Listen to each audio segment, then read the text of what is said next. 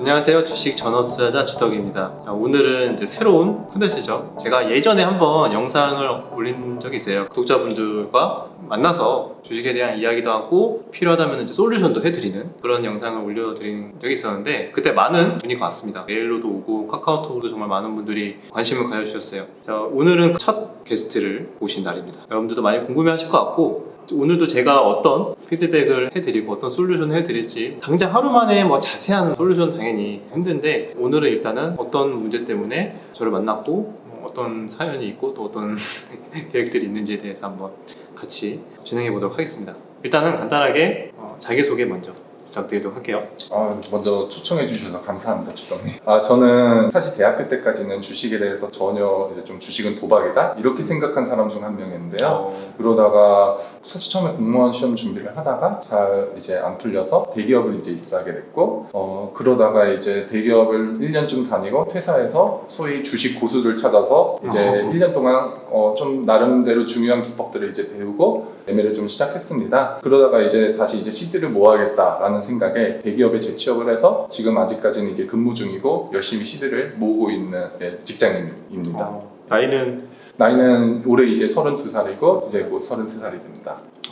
이렇게 소개를 드렸고 회사를 다니시다가 잠깐 퇴사하셨다가 다시 지금도 회사를 다니시면서 그러면 전업을 준비하고 계신 거죠? 네, 맞습니다. 그러면은 저한테 이제 솔루션을 신청한 이유가 있을 것 같아요. 어떤 이유가 있을까요? 나름 이제 주식을 한 지 4년이 돼가고 있는데 나쁘지 않은 수익은 내고 있습니다만 사실 아직 여전히 부족하다고 느끼고 있고 그렇다면 조금은 단기간 내에 전업 투자자가 되기 위해서 어떤 준비를 해야 되는지 주덕님께 좀 도움을 요청하고 싶습니다. 왜냐하면 이게 실력이 는 것 같은데 아직 부족은 하고 이게 지식은 충분한 것 같은데 수익으로 아직 조금은 부족함이 있고 이게 근데 더 이상 제가 기법을 배운다고 해결될 문제인 것 같진 않아서 기법이 부족한 게 아닌 것 같은데 뭐가 문제인지 모르겠다. 결국 운영의 문제인 것 같은데 신법이라던가 그거에 대한 또 자세한 이야기를 좀 이따 해봐야겠네요. 근데 그 이야기 하기 전에 대기업 회사를 다니고 있는데 지금 전업을 준비하고 계신다고 했잖아. 근데 먼저 좀 하고 싶은 이야기 없어? 잠깐 들었는데 주식도 저 경력도 저보다 훨씬 선배님이시고 근데 제가 농담을 항상 그러잖아요.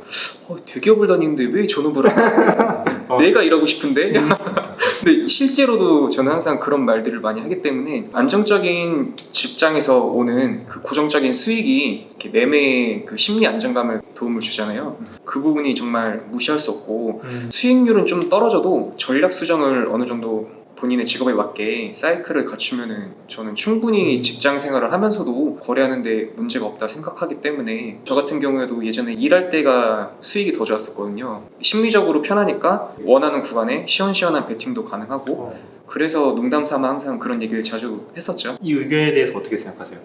진짜 반박할 수 없는 의견이라고 생각합니다. 그러면은 굳이 지금 회사를 다니시면서 다른 뭐 스윙이나 투자 전략의 눌림목이나 스캐퍼만 되지 않는다면 굳이 매매를 할 수 있잖아요. 그럼에도 불구하고 굳이 딱 전업을 해야겠다 그 이유가 있으신가요? 네, 일단 사실 이거는 조금 성격 문제고 남들이 보기 조금 배부른 소리일 수도 있습니다만 이게 책임의 문제도 좀 있고 회사에서 어쨌든 월급을 주면은 제가 그만큼 좀 더 집중하고 재밌게 이제 몰입을 해야 되는데 그 회사에 있는 시간이 좀 괴로울 때가 일단 대부분이 다 그렇죠. 사실 그러니까 월급을 받는 거겠지만요. 근데 이제 제가 아직은 직급이 낮지만 점점 이제 나이가 먹고 직급이 높아지면은 회사에게 이 월급을 받을 자격이 있는가? 그만큼 몰입을 해야 되는데 투자만큼 재밌지는 않더라고요, 사실. 투자가 재밌고 평생 투자만 열심히 파고 약간 찐 트레이더가 흐르시네요. 그리고 수익도 사실 맞습니다. 이게 진짜 요즘처럼 하락장이면은 월급 나오는 게 정말 감사한 일인데 다만 그 문제는 이제 제가 조금 더 실력이 늘고 자본금이 좀 커지면은 괜찮지 않을까라는 생각은 하고 있습니다. 근데 저도 지금 아직은 시드라던가 실력이 둘 다 좀 부족하지 않나라고 생각은 하고 있습니다. 어떻게 보면 저랑 좀 비슷한 게 있네요. 저도 많이 느꼈습니다. 저도 회사를 대기업을 들어갔다가 회사도 물론 열심히 할 수 있지만 나는 이제 주식이 더 좋았고 그리고 주식에 더 열심히 집중하고 싶었는데 회사일 때문에 사실상 거의 주식을 못 봤거든요. 저 같은 경우는 좀 바쁘다 보니까 증권사는 워낙 바쁘시니까 그래서 여러 가지 그런 이유들 때문에 그래도 아무런 근거 없이 나왔던 건 아니었고 확실하게 저도 대학생 때부터 계속 검증을 해왔고 그렇게 수익에 대한 것들을 쌓아왔기 때문에 그걸 믿고 약간 좀 한 게 있었는데 그 부분에 대해서도 메일에 한번 남겨주셨더라고요. 저도 대기업을 다니고 있지만 좀 일찍 전업을 하고 있습니다. 이 부분에 대해서는 주동님은 뭐 더더욱 이해를 하실 거라 생각합니다. 이렇게 해주셨더라고요. 구체적으로 어떤 시드나 뭐 전략에 대해서 알아보기 전에 저게 눈에 좀 띄었던 게 네, 작년 하반기쯤에 해외 선물에 빠졌었다는데 네 맞습니다. 해외 선물은 굉장히 어떻게 알고 있어? 원수가 있다면 해선을 알려줘라. 어, 죽이고 싶은 사람이 있으면은 어, 해선을 보내라. 혹시 그 정도로 위험한 네. 거를 한 이유와 그거에 대한 결과가 어떻게 됐는지. 일단 사실 해외 선물을 하게 된 거는 저한테 주식을 가르쳐 주셨던 분들이 이제 조금 주식은 느리니까 해선도 한번 도전해 보는 게 어떻겠냐. 그분이 저를 싫어하셨나 본다. 정말 마음에 안 드시는구나. 느리다는 건 그 수익의 파이를 말하는 건가요? 예, 아무래도 레버리지가 있다 안 보니까 나니까. 해선은 이제 20배 레버리지를 가 실을 수 있으니까. 이제 그렇게 해서 처음에는 모의 투자를 이제 했었는데 너무 수익이 잘 나는 겁니다. 초심자의 행운이 모토로 났었는데 그래서 이제 정신 못 차리고 그래 한 300짜리 트레이더다.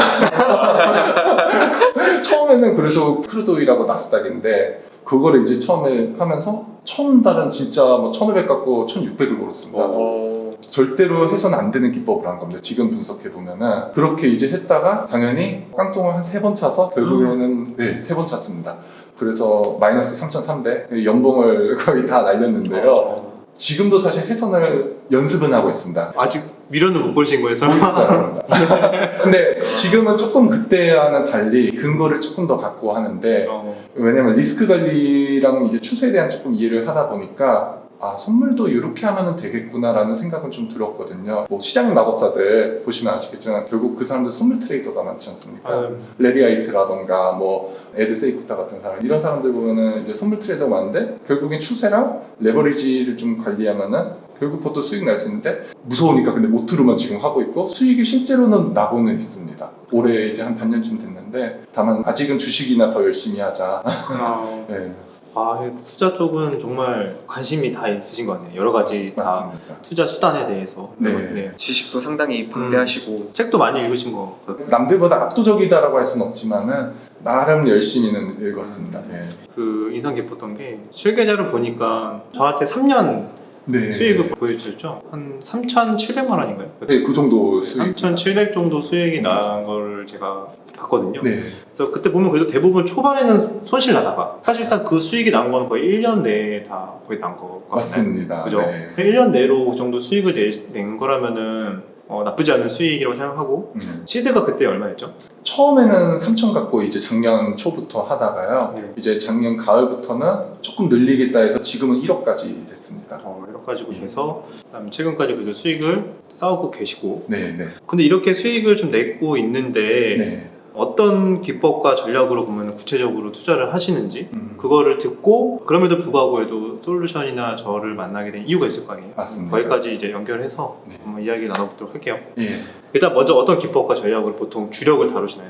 주력은 기술적 분석을 하고 있고요. 네. 요즘에는 좀 퀀트도 연구하고 있지만 어쨌든 여태까지 수익을 난 기법은 기술적 분석입니다. 다만 저희가 조금 주동님과 다른 부분은 재료를 사실상 안 본다고 보시면 되고요. 상패만 안 당할 기업을 이제 재무제표를 보고 상패는 안 당했구나라는 생각이 들면은 거의 저는 캔들과 거래량 이평선 요 정도만 보고 진입을 합니다. 그래서 매집이 잘 된 종목들을 위주로 박스를 돌파할 때 눌림목에서 이제 진입하는 게 주 포지션이었고 보시면 아시겠지만 제가 회전율이 굉장히 낮습니다. 뭐 1년에 거의 매매를 한 2번, 3번 할까 말까인데 그렇게 매매가 안 나오나요? 그래도 박스권 돌파가 그래도 제가 좀 수익을 네. 거의 한 40% 정도는 먹자주의여서요, 최소. 그럼 되게 길게 가져가시네요. 굉장히 길게 가져간다. 아무래도 이게 아시겠지만 수익을 또 길게 가져가려면 이제 또 기간도 그만큼 확률적으로는 길어야 되다 보니까 굉장히 어떻게 보면 특이할 수 있다고 생각할 수도 있는데 왜냐면 주력이 기술적 분석이에요. 그죠? 그럼 주력이 기술적 분석인데 보통 그렇게 보유 기간이 길고 수익률을 40%대까지도 가져간다. 이거는 생각보다 많은 분들이 사용하고 있지 않은 전략이라고 좀 생각이 드네요. 그래도 보통 그렇게 회전율이 적고 길게 가져가는 전략은 여러분 다 아시겠지만 장기 투자, 가치 투자, 성장주 투자 뭐 이런 것들을 보통 많이 하는데 그럼 그거에 대한 근거는 기술적 분석을 약간 퀀트 베이스를 약간 섞어서 분석을 하시는 건가요? 네, 맞습니다. 섞었다고 볼 수 있는데요. 제가 뭐 깊이 아는 건 아니지만요. 한국에서는 보통 저퍼주가 사실 굉장히 잘 먹히는 시장이기 때문에 차트상으로 많이 하락한 다음에 매집이 있고 이게 재무제표랑 이런 퍼 같은 걸 따졌을 때 좀 저평가돼 주다 싶으면은 구체적으로는 지금 기준은 퍼 15 이하여야 됩니다. 퍼 15 이하의 종목들이 이제 매집이 잘 됐고 차트가 이쁘고 돌파가 이루어졌다. 상패는 안 당할 것 같다. 이런 것들은 당장 안 가더라도 결국에는 한 50% 이상 상승을 보이는 경우가 좀 많더라고요. 물론 좀 더 디테일한 이제 기술적 분석이 들어가야 합니다만 저는 그래서 길게 가져가고 사실 이게 또 길게 가져가는 방법 중 하나가 월봉과 주봉을 또 확인하면은 왜냐면은 단타는 분봉으로 이제 매매를 하는 거고 일봉으로 매매하면 이제 중장기 스윙이 한 달, 두 달이 되지만 주봉은 곱하기 5고 월봉은 곱하기 22있지 않습니까? 그럼 사실 기술적 분석을 하더라도 월봉으로 제가 진입을 하면 충분히 몇 년도 갈 수 있게 되는 거죠. 혹시 여기서 이제 궁금한 게 있는데 네. 동주는 퀀트에 대해서 좀 잘 알고 있는 게 있어?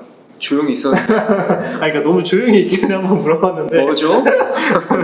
퀀트가 뭐 혹시 모르는 분들이 있을 수 있으니까 간단하게 설명을 드리자면은 투자에 대한 우리가 참고해야 되는 여러 가지 지표들이 있잖아요. 재무제표에서도 여러 가지 지표들을 추출해낼 수가 있고 기술적 분석으로도 다양한 또 지표들이 있어요. 그것들을 수치화시켜서 그 수치들을 근거로 백테스팅을 해서 확률이 높게 나온다. 이 전략은 이렇게 반복을 하니까 수익이 나더라. 그 확률만 믿고 그 투자를 계속 반복하는 겁니다. 계속 확률이 높다면은 난 동일한 비중, 동일한 투자 전략을 계속 반복하다 보면은 결국엔 나에게 수익이 쌓일 것이다 라는 그런 기본 베이스를 가지고 투자하는 게 약간 퀀트의 기본적인 쉽게 설명을 최대한 드린 건데 그렇게 생각하시면 될 것 같아요.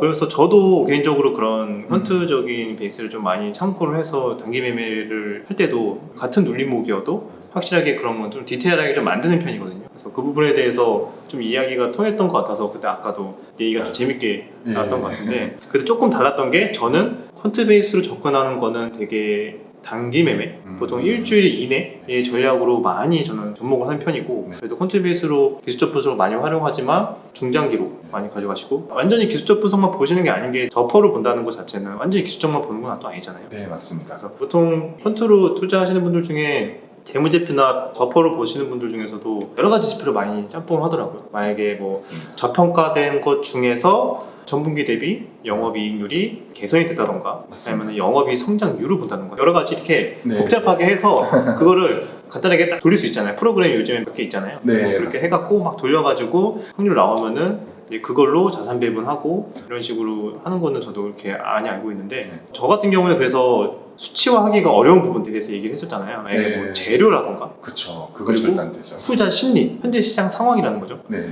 그래서 저는 개인적으로 그래서 그거를 수치화를 시켰거든요. 재료의 강도를 그런 수치화를 시키셨다는 네, 거. 개인적으로 이 정도 재료는 5점 만점이다. 그러면은 이 재료는 5점. 그 다음에 거래 대금과 이 종목의 네. 과거의 흐름기 또 5점 만점, 4점, 3점, 2점, 1점 그런 식으로 네. 현재 그 다음에 투자 심리 그런 것도 수치화를 다 해서 수치화가 안 되는 것들은 제 기준에 수치화를 해서 그게 이제 합산이 되잖아요. 네. 합산이 됐을 때 몇 점 이상이 되면은 네. 확률이 얼마큼 나오는 종목들 몇 점 이하면 확률이 안 나오니까 시장이 별로면 패스해야 되는 종목들 이런 것들이 저는 이제 나름대로 퀀트로 접근 방법은 항상 퀀트로 접근하는데 네. 수치화가 어렵고 백테스트가 되게 어려운 부분들이 그런 부분이라서 네. 그거는 제가 전적으로 경험을 통해서 계속 그걸 누적을 해오고 네. 계속 그걸로 검증을 하는 거죠. 네. 실제로 제가 매매를 계속 하면서 저는 그런 식으로 접근을 해서 저도 굉장히 그쪽에 좀 관심이 많거든요. 자체 퀀트네요. 들어보니까 주덕님의 매매일지를 이제 좀 열심히 기록하시면서 승률감 뭐 이런 걸 따져보시다가 여기서 왜 들어갔지 이게 정리가 되어 있으니까 그렇게 퀀트화를 하실 수 있는 것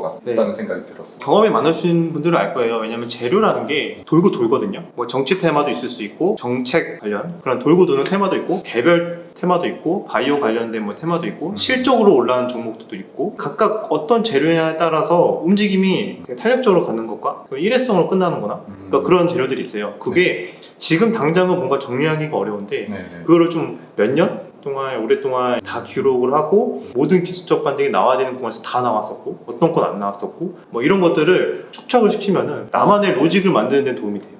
다 인정한다. 그게 귀찮아서 못하는 거 사실은 굉장히 그게 체계적이고 저는 이성적이라고 생각합니다. 아시겠지만 시중에 나와 있는 그런 전략은 확률이 안 나오잖아요. 절대 검증되지 않았죠. 아무리 뭐 우리가 쉽게 알 수 있는 기술적 분석들, 보조지표를 활용한 것들, 뭐 골든 크로스니 뭐니 막 이런 것들 많잖아요. 네. 그런 거는 사실상 확률이 안 나와요. 잘 나와야 50%, 뭐 어쨌든 거의 50%라서 네. 이래나 저래나. 그래서 그런 거는 결국에 나만의 로직이 아니잖아요. 그쵸. 근데 남들이 잘 체크하지 않는 네. 그런 부분까지 좀 디테일하게 넣어서 확률이 단순 처음에 50%에서 시작을 한다면 거기에서 얼마나 이거를 끌어올리느냐, 그리고 그걸 얼마나 내가 제대로 끌어올린 게 맞는지 계속 테스트를 하고, 그러니까 결국에는 이게 경험이잖아요. 이게 많이 쌓이면 그게 정말 평생 갈 수 있는 그런 나만의 무기가 되지 않을까 생각합니다. 제가 그게 아직 좀 부족한 것 같긴 합니다. 지금 이야기가 생각보다 주식을 정말 많이 공부하셨고 관심도 정말 많으셔가지고 하다 보니까 어느새 좀 시간이 굉장히 빠르게 흘러갔어요. 그래서 일단 여기가 너무 길어져서 이 다음 궁금한 거에 대한 질의응답 시간을 가질 건데 그거는 다음 영상에서 이어서 촬영을 하도록 하겠습니다. 여기까지 내용이 유익하셨다면 구독과 좋아요, 댓글 부탁드리도록 하겠습니다. 다음 영상에서 뵙겠습니다. 인사는 단기매매를 좀 포지션 따로 계좌를 만들어서 연습을 하셔야겠죠? 절대로 이 단기매매 비중이 본 계좌보다 20%를 넘기시면 안 될 것 같아요. 사람인지라 수익 내다가 갑자기 수익이 잘 나는 것 같아요. 그럼 사람이 욕심이 생기잖아요. 근데 내 이 나머지 9천만 원 요거는 시장이 재미없어서 계속 빌빌대고 있어요. 그러면 사람인지라 단기매매 수익이 좀 나네? 한번 슬쩍 2, 3천만 원 더 빼갖고 이러다가 나중에는 공개해서 사라지고 어느 순간 단타 계좌에 다 몰려서 갑자기 막 거기에 승부를 보고 있고 막 이런 분들이 있어요. 제가 해외 선물 그렇게 빌렸습니다.